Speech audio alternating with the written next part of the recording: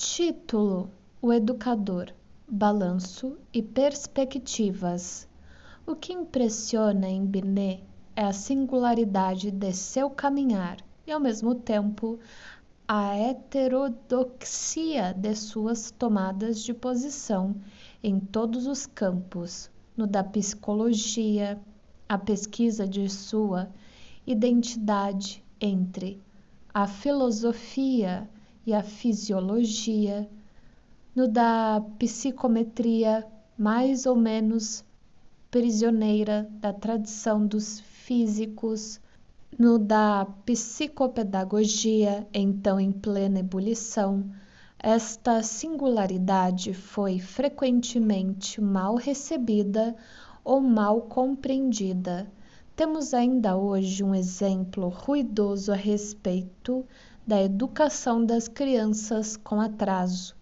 Inúmeras vozes se levantaram a favor da integração dessas crianças ao ensino normal.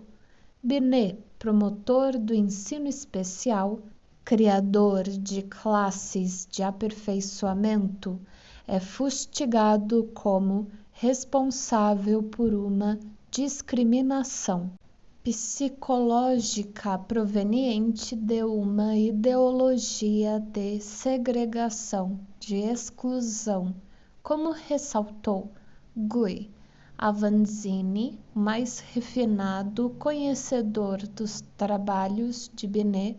Sua intenção era exatamente a oposta. Ele acreditava na perfectibilidade dos anormais.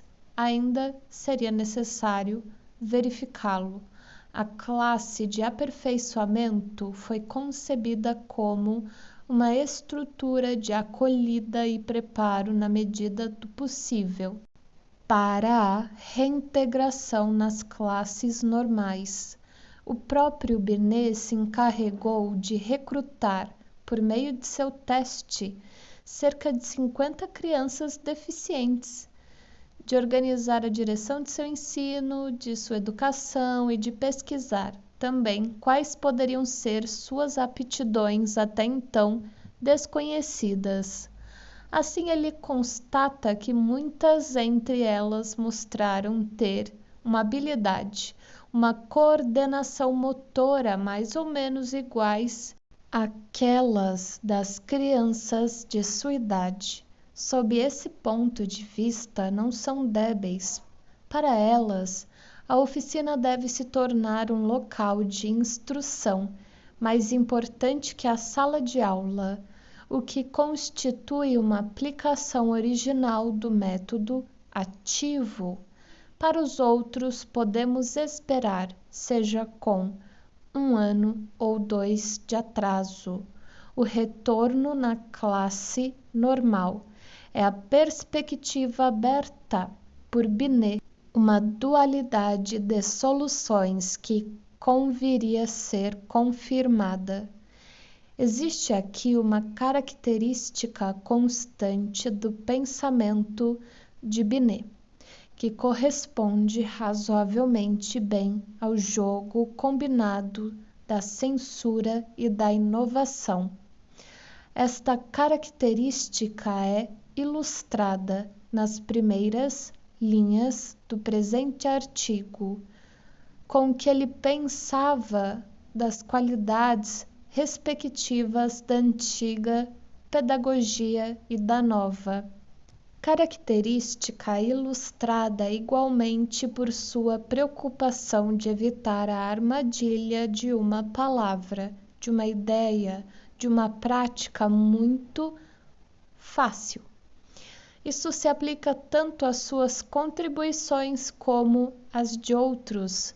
Consideremos, por exemplo, 2 temas maiores: a instauração da psicologia individual e a necessidade de uma medida objetiva da inteligência. Meu teste, disse ele, não é uma máquina que dá nosso peso impresso em um ticket como uma balança de pesar numa estação. Seus resultados precisam ser analisados, situados em um contexto interpretados. A escala métrica é um instrumento que não devemos colocar nas mãos de um imbecil. Quanto à psicologia individual, Binet se preocupa com o zelo que alguns pedagogos que colocam como ideal uma escola sob medida, uma escola cujo ensino seria totalmente individualizado. Se pedirmos muito, diz ele, não obteremos nada. Se exagerarmos em uma ideia justa, a falseamos. E prossegue, abre aspas. O ensino público só pode ser coletivo, dado por um professor a vários alunos de uma vez. Reticências. O ensino coletivo não deve ser rejeitado completamente. Ele tem vantagens sem as quais não podemos ficar, porque sem ele não tem nem imitação, nem emulação. Esses estímulos tão poderosos do progresso. Fecha aspas. É necessário, então, inventar soluções que conciliem as vantagens do coletivo e a consideração das diferenças individuais. Abre aspas. Quanto a isto, é preciso não confiar demais na nova regulamentação ministerial. Infinitamente mais útil é que os professores se interessem por seus alunos, fecha aspas, que eles se esforcem para conhecê-los individualmente. O que se pode pedir a uma administração inteligente é que se reduza o número de alunos por classe. Fecha aspas. Portanto, diz Binet, é a administração, ou seja, os poderes públicos que a opinião responsabiliza pelo que designamos como uma fórmula curiosa e bem tendenciosa, a crise do ensino. É ele que sublinha, abre aspas, logo, um pensamento ocorre a todos. O único remédio é mudar os programas. Essa atitude deve ser criticada na medida em que é excludente, já que envolve também, se não mais, a adaptação da escola às aptidões das crianças e os métodos de ensino. O termo método é tomado por Binet em sentido muito amplo, engloba a formação dos professores, seu modo de seleção, a regulamentação da duração dos estudos, o horário determinando, por exemplo, as matérias que devem ser ensinadas nas primeiras horas do dia, a data e a duração das férias. Todas essas questões que Binet se empenha em resolver são dominadas nele pela consideração do cansaço individual dos estudantes e sua sobrecarga. A respeito da educação moral, Binet revela a fina raiz de sua filosofia, tendo a escola se tornado laica como ensinar a moral às crianças, ao ensino religioso acusado de subjugar as almas, opôs-se uma educação cheia de liberdade. É passar de um extremo ao outro.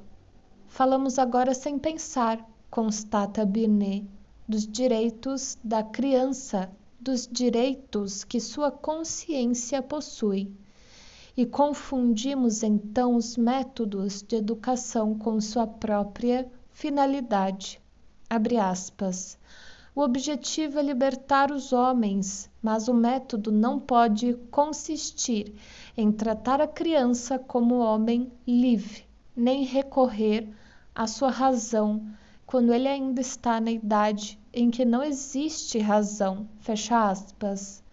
A formação moral é o resultado de duas causas principais.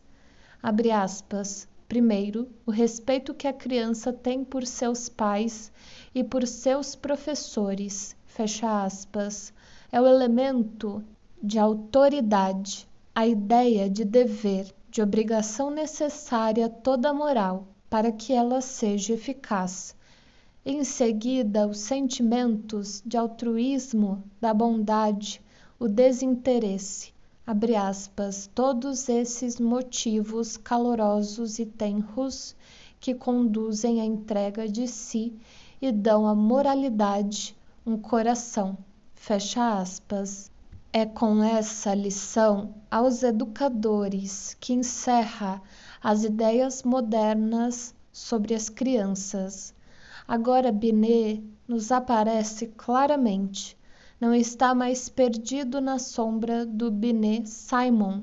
As questões que destacam as respostas que dá a algumas dessas questões. As perspectivas que esboça pertencem ainda, na maioria, à nossa atualidade.